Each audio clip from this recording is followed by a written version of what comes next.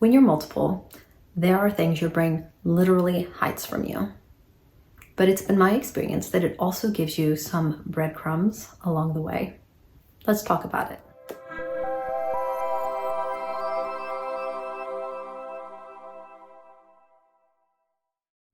We know there are things that we don't know. We don't exactly know what those things are.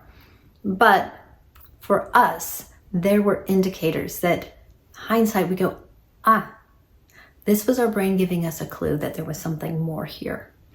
And everybody is going to be unique what their brain chooses to use as symbolism.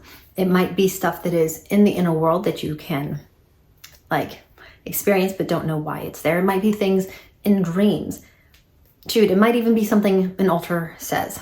But for us, just kind of passively paying attention to those things has been really helpful. For instance, we've had a lot of dreams that let us know things before the system let us know things. We would dream of new altars. I mean, heck, we dreamt that there were multiple of us before we knew there would be like 4 of us at a table talking. When we thought we knew the whole system, we had dreams about things in the basement and monsters in the basement. And we knew there were memories there because that would be the monsters. But we had a dream where we were in the basement and there was a room locked with like electric blue veins, roots. And in that room ended up being J.A. and Caleb and Debbie. When we looked back at our experiences, we saw that color crop up on multiple occasions. In a dream when we were teenagers of someone, a young man staring up from a black hole with these ice blue eyes, which we now go, this was Debbie. And this color, for whatever reason, became the thing that our brain used to show us something was locked away from us, that there was something we couldn't access. Even to the point of Alnilam having these bright blue eyes. And that was a whole thing when Caleb was trying to find a stuffy because it had to have the blue eyes. Everything else could be a miss, but the eyes had to be the right color. And so for us, then that became the indicator that there was something we couldn't access, something that was kept from us for whatever reason. We go, okay, there's something behind that door, in that thing, to that person. When Caleb aged up, his room in the inner world changed instantly. And it was something we did not fail to notice, that there was a sign with like electric blue neon in it.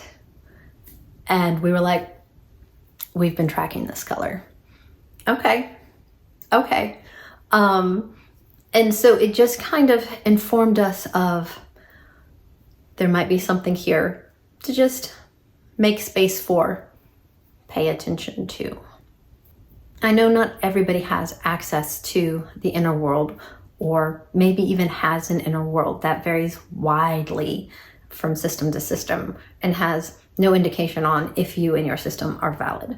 Some people have aphantasia and there is no visual for them.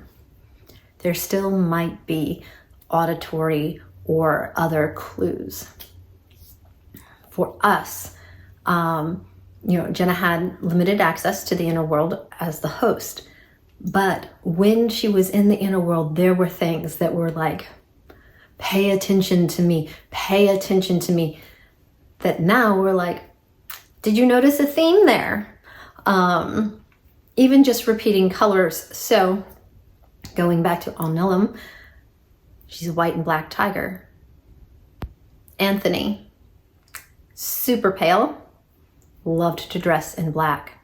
Jen, very dark, loved to dress in white. Like our brain was repeating something, going, hey, why don't you look at this? One of our most repeating nightmares when we were little had to do with a girl dressed all in white.